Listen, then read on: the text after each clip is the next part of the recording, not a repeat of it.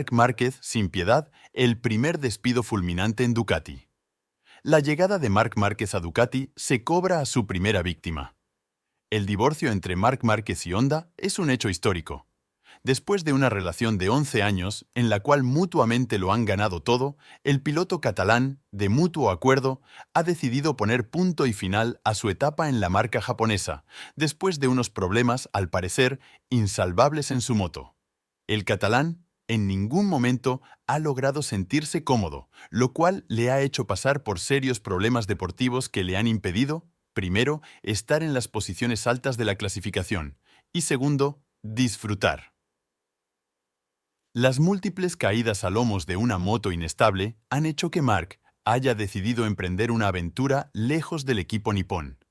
El culebrón sobre el futuro del exacampeón del mundo de MotoGP acabó con el comunicado oficial de Gresini Racing, donde corre su hermano Alex, anunciando la contratación de Márquez por un año, hasta 2024. Una situación que, como es lógico, no ha pasado desapercibida para nadie en la parrilla. Y es que el de Cervera ha generado un efecto dominó sin precedentes. Marc Márquez se cobra a su primera víctima. En Ducati están como locos con la llegada de la auténtica estrella de la categoría reina del motociclismo. Los de Borgo Panigale saben que tener a Marc Márquez en su factoría, aunque sea con una moto satélite, aumenta mucho más, si cabe, sus posibilidades de conquistar el campeonato. Sin embargo, para que uno llegue, otro debe salir. Y con Alex Márquez confirmado, la gran víctima directa ha sido Fabio Di Giannantonio.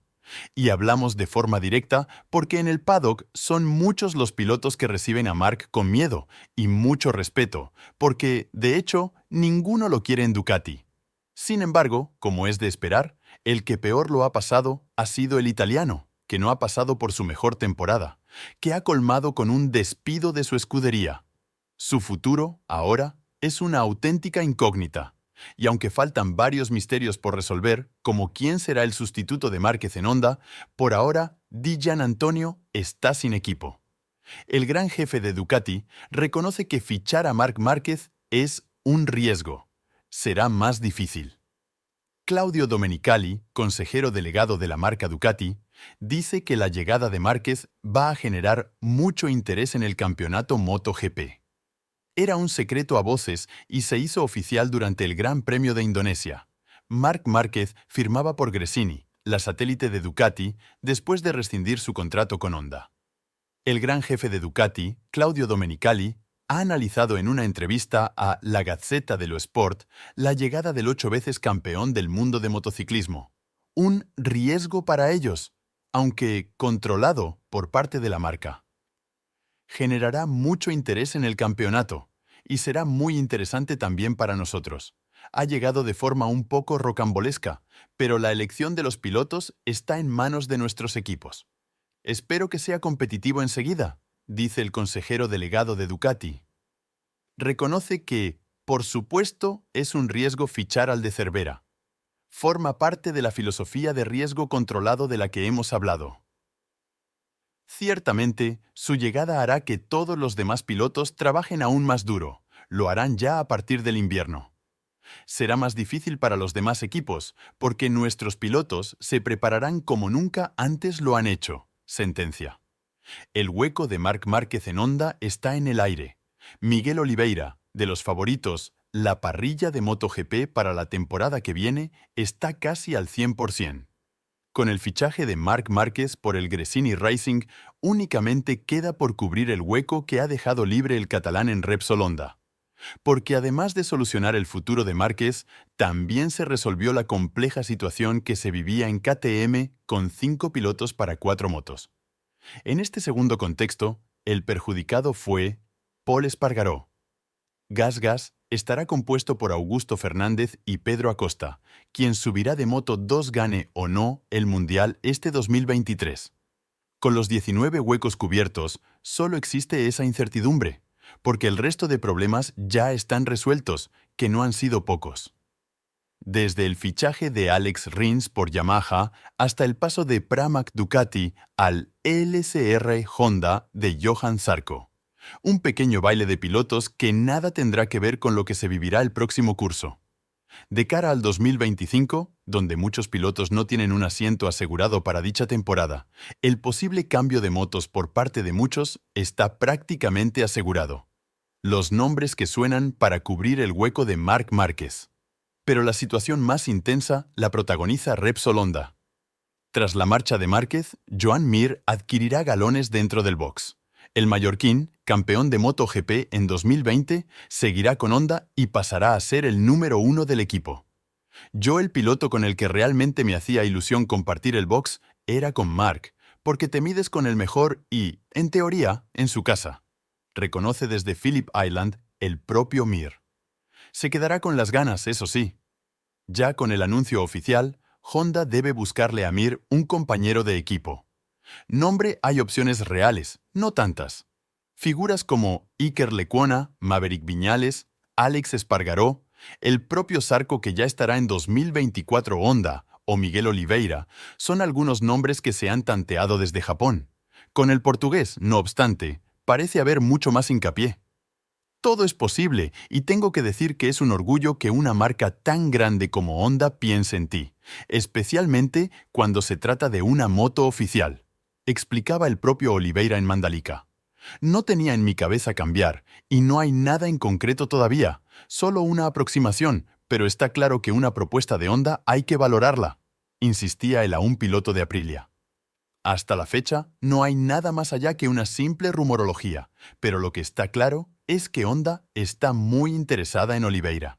Aún así, la realidad es que la situación es más complicada de lo que parece. Y es que la idea de Honda es traer un piloto para tan solo una temporada, ya que en 2024 muchos terminan contrato. Oliveira podría ser el elegido para suplir a Marc Márquez, pero aún tocará esperar. Márquez. Stoner era un animal. Sonrió Marc Márquez antes de contestar qué significaba para él la figura de Casey Stoner con el que se reencontró el jueves en el paddock de Phillip Island. El 6 veces campeón de MotoGP se quedó con las ganas de compartir pista con el bicampeón y, como todos los pilotos de la parrilla actual, siente un respeto muy importante por la leyenda australiana. Valga esta muestra de varios nombres más destacados de la parrilla para entender lo que significa su figura para el deporte de la moto. Para mí Stoner es uno de los pilotos que me hubiera gustado. No digo competir contra él, porque tienes que estar a su nivel, sino verlo en pista, ir detrás de él. Seguirlo a ver qué es lo que hace diferente.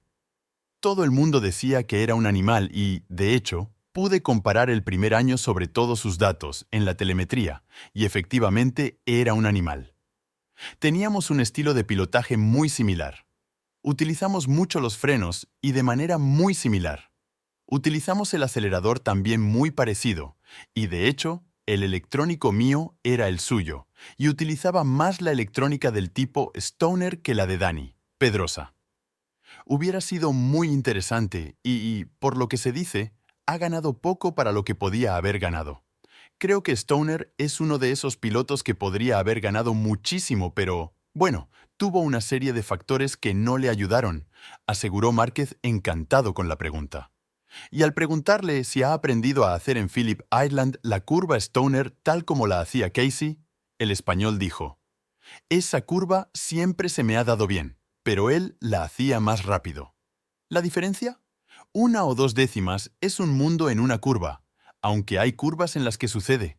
Habría media décima o así, depende de cómo sople el viento, pero él lo hacía muy rápido. También se explaya ampliamente Francesco Bagnaia cuando este diario le preguntó sobre lo que Stoner significaba para él. Es un piloto increíble, con un instinto increíble, que marcaba la diferencia cada vez que las condiciones no eran perfectas. Recuerdo un entrenamiento en mojado en el que entró, hizo 3 vueltas y fue 2 segundos más rápido que el segundo. Después de 14 minutos de sesión, los demás estaban más cerca, volvió a salir, hizo otra tanda y les sacó otros 2 segundos. Era increíble, marcaba la diferencia. Fue fantástico con la Ducati. Cuando ganó el título fue muy rápido y estaba demostrando que era el único que era capaz de ir rápido con la Ducati. Y cuando llegó a Honda, parecía que todo le salía fácil. Creo que su talento y su instinto eran maravillosos. Jorge Martín, que respondió a continuación de Pecco, dijo al respecto: Por mi parte, no tengo mucho más que añadir a lo que dice Pecco, pero sí que es uno de los mayores talentos que hemos tenido en este deporte. Me han hablado de esas sesiones de entrenamientos en las que siempre estaba como 1 o 2 segundos por delante del resto.